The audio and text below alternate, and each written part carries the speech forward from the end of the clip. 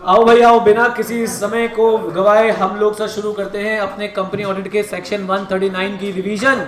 139 में कितने sub section है बेटा? 11। और कितने रूल्स पढ़ोगे? 3, 4, 5, 6, राइट? बस इतने पढ़ेंगे, 3, 4, 5, 6, आगे मत जाओ। 139(1) लो शॉर्ट में रिवाइज कराता हूं आप लोगों को। 139(1) किस पे एप्लीकेबल है? Company other than government company. क्या हो रहा है? अपॉइंटमेंट किसका? फर्स्ट का कि सब्सिक्वेंट का? सब्सिक्वेंट ऑडिटर का। तो हर कंपनी को अपनी एजीएम पे सर किसी इंडिविजुअल फर्म को क्या कर लेना चाहिए? अपॉइंट एज अ ऑडिटर, जिसका टेन्योर क्या रहेगा? From the conclusion of first AGM till the conclusion of sixth AGM. और ऐसे ही सर अब जब भी ऑडिटर अपॉइंट होगा तो उसका टेन्योर यही होगा जिस एजीएम पे वो अपॉइंट हुआ, till the conclusion of the sixth AGM. Okay sir, appointment का मैनर होगा एज में भी प्रिस्क्राइब, रूल नंबर 3 में देखेंगे। सेकंड प्रोविजन बोलता था सर अपॉइंटमेंट से पहले क्या ले लेंगे? रिटन कॉन्सेंट, और साथ में क्या चाहिए सर? सर्टिफिकेट। सर्टिफिकेट इस बात का कि जो अपॉइंटमेंट हो रही है वो सर होगी as per the conditions prescribe.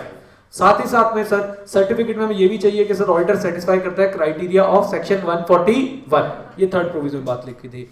Ratification वाला प्रोविजन अभी के लिए मान के चले हट चुका है, मैंने आपको बताया विद हल्का फुल्का, लॉजिक 140 में देंगे उसका। आइए फिर सर हमने देखा कि भाई सर्टिफिकेट के अंदर कितनी कंडीशन होनी चाहिए थी? 4। पहला कि सर जो इंडिविजुअल फर्म है वो डिस्क्वालीफाइड नहीं है और एलिजिबल है। हाँ जी, डिस्क्वालीफाइड नहीं है और एलिजिबल है।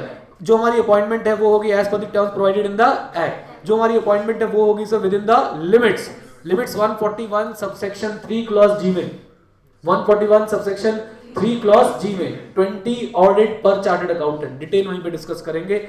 एंड जो लिस्ट ऑफ प्रोसीडिंग दी है सर्टिफिकेट के अंदर वो क्या है बेटा? जल्दी बताओ। True and correct. बोलिए क्या है? True and correct. फिर manner of appointment. Manner of appointment याद रखें, लड़की, मम्मी पापा, दादाजी, दादा दादी और दामाद जी। अगर दादा दादी हैं यानी एसी है तो भाई सबसे पहले नाम, सबसे पहले बताओ कि अच्छा सबसे पहले बताओ क्या चेक करते हैं? क्वालिफिकेशन है। अगर दादा दादी है तो कौन चेक करेगा? दादा दादी, राइट? क्वालिफिकेशन एक्सपीरियंस होना चाहिए sir as per the size of the company, right? ताकि हम उसका ऑडिट जो है अच्छे से कर पाए। अच्छा जी, इसके बाद हमने देखा कि सर एक बार हमने क्वालिफिकेशन देख लिया, हम क्या देखते हैं? ऑर्डर और पेंडिंग प्रोसीडिंग।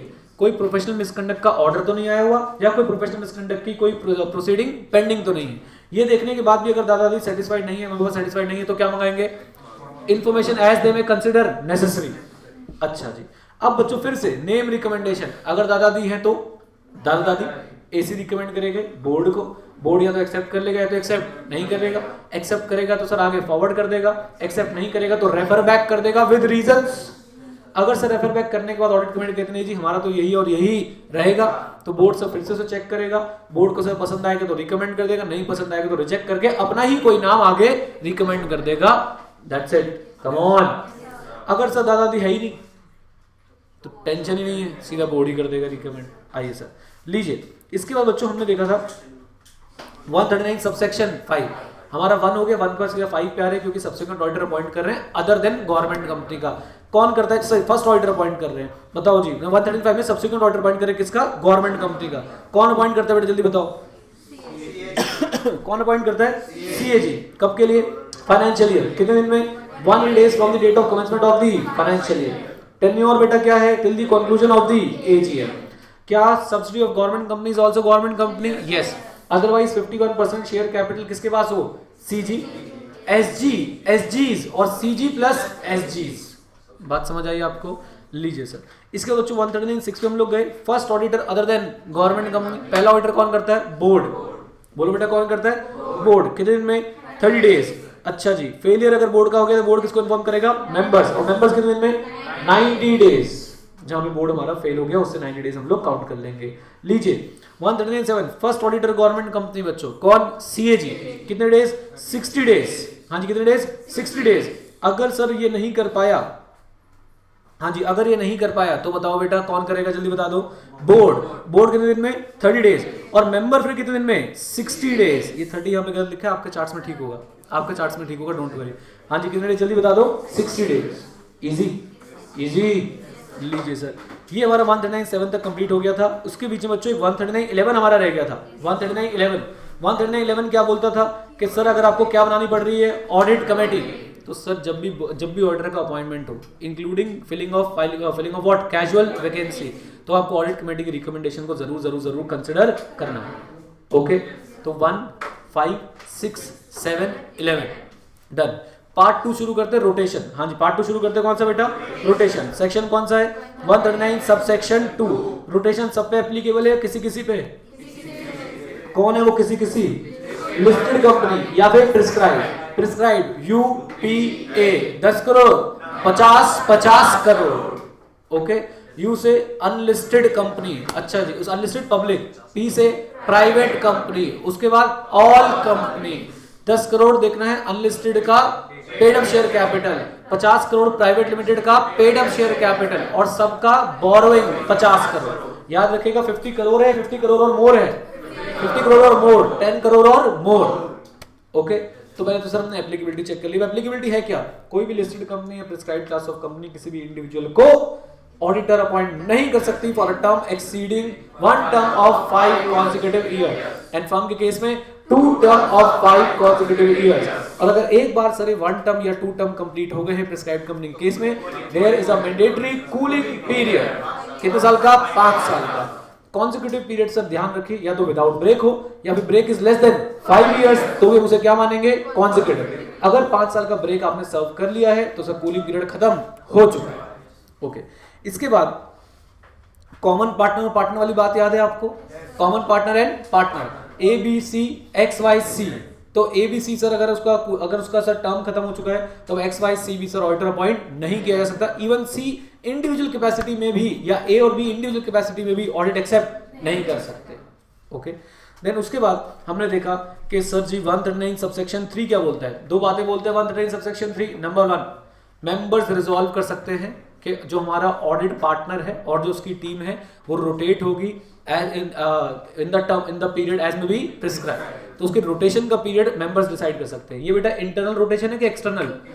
ऑडिटर चेंज हो रहा है या ऑडिटिंग फर्म का पार्टनर चेंज हो रहा है? ऑडिटिंग फर्म का पार्टनर, ऑडिटिंग टीम चेंज हो रही है। ऑडिटर 139(2) चेंज करा रहा था, राइट? फिर 139(3) में एक और बात, क्या मैं एक से ज्यादा ऑडिटर से अपना ऑडिट करवा सकता हूं? Yes sir, no problem. 139(4) बोलता है मैनर ऑफ रोटेशन एज में बी प्रिस्क्राइब। हाँ जी, मैनर ऑफ रोटेशन एज में be prescribe. Manner of rotation के जो रूल दिया गया वो रूल दिया गया रूल नंबर 6। बोलो बेटा कौन सा?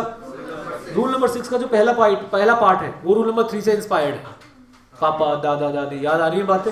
फिर उसमें एक बात, सेम नेटवर्क में अगर आप किसी नेटवर्क में आते हो, आपकी फर्म किसी एक नेटवर्क में आती है, तो अगर आप इनएलिजिबल हो, पूरा नेटवर्क इनएलिजिबल है, यानी आप पे कूलिंग पीरियड लगा हुआ है तो पूरे नेटवर्क पे लगा हुआ है। नेटवर्क हो सकता है सब ब्रांड नेम, ट्रेड नेम या फिर कॉमन कंट्रोल की वजह से हो। अच्छा जी, ब्रेक बच्चों मैंने ये बात आपको समझाई थी, अगर 5 साल का ब्रेक ले लिया तो सर क्या वो सफिशिएंट माना जाएगा? हाँ, कॉन्सेक्यूटिविटी टूट जाएगी आपकी।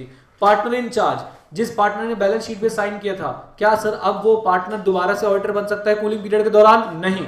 वो पार्टनर किसी फर्म को ज्वाइन कर ले, फर्म ऑडिटर बन सकती है? नहीं। ओके, ज्वाइंट ऑडिटर सर एक ये कंपनी की रिस्पॉन्सिबिलिटी, अगर वो ज्वाइंट ऑडिट करवा रही है तो उसको सर रोटेशन इस तरीके से करनी चाहिए कि एक ही साल में सारे ऑडिटर्स रिटायर ना हो। ओके, लीजिए सर, इसके बच्चों हमारे पास 139(8) super important, super duper important 139(8) casual vacancy. क्या बोलता है भाई कैजुअल वैकेंसी? डेथ हो गई, रेजिग्नेशन दे दिया, राइट? अब सुने मेरी बात को, कैजुअल वैकेंसी कौन फिल करता है अदर देन गवर्नमेंट केस में? बोर्ड। लेकिन अगर रेजिग्नेशन का केस है, बोर्ड ही फिल करेगा, बट उसका अप्रूवल ले लेगा किससे? मेंबर से। कितने महीने में? 3 महीने में मीटिंग कन्वेन होगी और उसके अंदर सर अप्रूवल ले लिया जाएगा। अच्छा जी, अगर गवर्नमेंट कंपनी की बात करूं तो कौन अपॉइंट करेगा? CAG। बोलो बेटा कौन अपॉइंट करेगा? CAG कितने दिन में? 30 डेज में। CAG फेल होता है कि CAG डज नॉट? अगर CAG नहीं कर पाया भाई तो फिर क्या करेंगे हम लोग? बोर्ड कितने दिन में? नेक्स्ट 30 डेज में। ओके, 139 सबसेक्शन 9, क्या रिटायरिंग ऑडिटर ही रीअपॉइंट हो सकता है? यस। नंबर 1, डिस्क्वालीफाइड ना हो। नंबर 2, अनविलिंगनेस ना बताए। नंबर 3, SR पास ना हो कि सर इसको अपॉइंट नहीं करना है, इसकी जगह किसी और को अपॉइंट करना है। अच्छा जी, अगर सर ऑडिटर AGM पे अपॉइंट या रीअपॉइंट ही नहीं हुआ तो सर वही ऑर्डर कंटिन्यू करता रहेगा। ओके, ये सर सारे का सारा 139 विद रूल नंबर 3, 4, 5, 6 सारे रिवाइज हो गए हैं, राइट? चलिए सर, लंबी गहरी सांस भर लीजिए। मास्टर ट्रिप के भाग दौड़ निकलो पहुंचो bye take care. Channel subscribe करें, लाइक करें वीडियो को, और हाँ बच्चों सीखते रहें क्योंकि सीखना बन तो